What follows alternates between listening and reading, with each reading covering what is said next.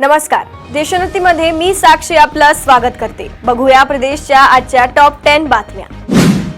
पुणे जिल्ह्यातील भोर तालुक्यातील श्री क्षेत्र बनेश्वर येथील रस्त्याची मोठ्या प्रमाणात दुरावस्था झाली आहे। यामुळे खासदार सुप्रिया सुळे यांनी आज जिल्हाधिकारी कार्यालयासमोर बसून उपोषण सुरू केले आहे। बनेश्वर फाटा ते वन विभाग कमान या देवस्थानाकडे जाणाऱ्या रस्त्याचे काँक्रिटीकरण करण्याची मागणी केली आहे। वारंवार पाठपुरावा करूनही प्रशासनाकडून केवळ आश्वासने मिळत असल्याने सुप्रिया सुळे यांनी हे पाऊल उचलले। औरंगजेबाच्या कबरीवरून अद्याप वाद सुरूच आहे। राज्याचे सामाजिक न्याय मंत्री संजय शिरसाट यांनी औरंगजेबाच्या कबरीच्या ठिकाणाचे नाव बदलण्याची मागणी केली। त्यावर आता AIMIM ने प्रत्युत्तर दिलाय। AIMIM चे नेते इम्तियाज जलील यांनी प्रतिक्रिया दिली आहे। आता उरले तरी काय, आपल्या बापाचंही नाव बदलून घेतलं पाहिजे। ज्या ठिकाणी औरंगजेबाची कबर आहे त्याच खुलताबाद हे नाव बदलून रत्नापूर करण्याची मागणी शिरसाट यांनी केली होती। गेल्या काही दिवसांपासून राम शिंदे आणि रोहित पवार यांच्यात कायम आरोप प्रत्यारोपांचा राजकारण सुरू असल्याचं पाहायला मिळतंय। असं असतानाच आता कर्जत नगर पंचायत मधील काही नगरसेवक राम शिंदे यांच्याबरोबर भारतीय जनता पक्षात जाणार असल्याच्या चर्चा राजकीय वर्तुळात आहेत। त्यामुळे अशा फोडफोडीच्या राजकारणावरून रोहित पवार आक्रमक झाले आहेत। यावरून रोहित पवारांनी राम शिंदेंवर जोरदार टीका केली आहे। महिंद्रा पाठोपाठ आता प्रख्यात गोदरेज कंपनीकडून गोदरेज पेट केअर कंपनी नाशिक जवळच्या दिंडोरी येथील प्रकल्पाचा विस्तार केला जाणार असून त्यात तब्बल 500 कोटींची गुंतवणूक केली जाणार आहे। पुढील 5 वर्षात टप्प्याटप्प्याने ही गुंतवणूक होणार असून या प्रकल्पातून दरवर्षी 30,000 टन पशुखाद्याची निर्मिती केली जाणार आहे। पुण्यात ट्रेनिंगसाठी आलेल्या एका तरुणीसोबत अतिशय धक्कादायक घटना घडली आहे।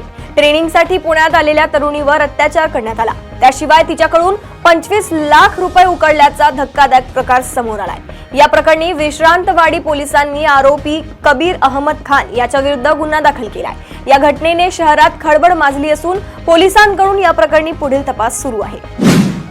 राज्य परिवहन महामंडळाने ST तिकीट दरात वाढ केल्यानंतर प्रवासी संख्येसह उत्पन्न वाढणे अपेक्षित होते। प्रत्यक्षात मार्च महिन्यातील प्रवासी संख्येत 63 लाखांची घट नोंदवण्यात आली आहे।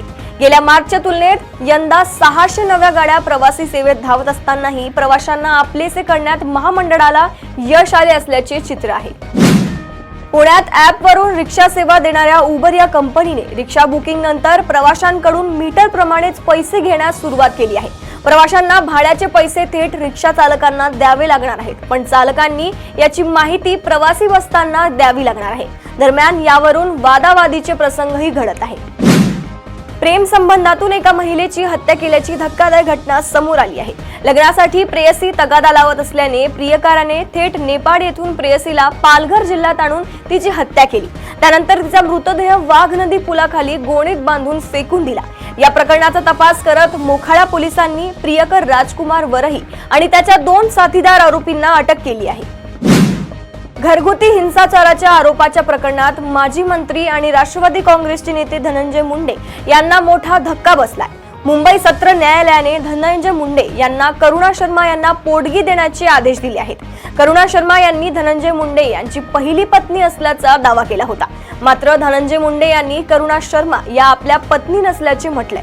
आम्ही लिव्ह इन रिलेशनशिप मध्ये होतो असा दावा धनंजय मुंडे यांनी केला होता। करुणा शर्मांसोबतचे संबंध हे विवाहाच्या स्वरूपाचे असल्याचे दिसून येते आणि घरगुती हिंसाचार कायद्याअंतर्गत त्या दिलासा मिळण्यास पात्र असल्याचे कोर्टाने म्हटलंय। मनसेला टार्गेट करणाऱ्यांच्या मागे कदाचित महाशक्ती तर नाही हे तपासून घ्यायला हवं अशी शंका शरद पवारांच्या राष्ट्रवादी महिला प्रदेशाध्यक्ष रोहिणी खडसे यांनी ट्विट करत व्यक्त केली आहे। त्या म्हणाल्या की कालपासून मनसेच्या मान्यता रद्द करण्याची मागणी केली जात आहे। पक्षाला विविध इशारा दिले जात आहेत। त्यांच्या पदाधिकाऱ्यांना टार्गेट केले जात आहे, कारण याआधीही मराठी माणसांनी बनवलेले 2 मराठी पक्ष फोडण्यात आले आहेत। तुम्ही एकदा तपासून घ्यावे, मनसेला टार्गेट करणाऱ्यांच्या मागे कदाचित महाशक्ती तर नाही ना, असं त्यांनी म्हटलंय। प्रदेशातील अशाच टॉप 10 बातम्या जाणून घेण्यासाठी बघत रहा देशोन्नती। नमस्कार।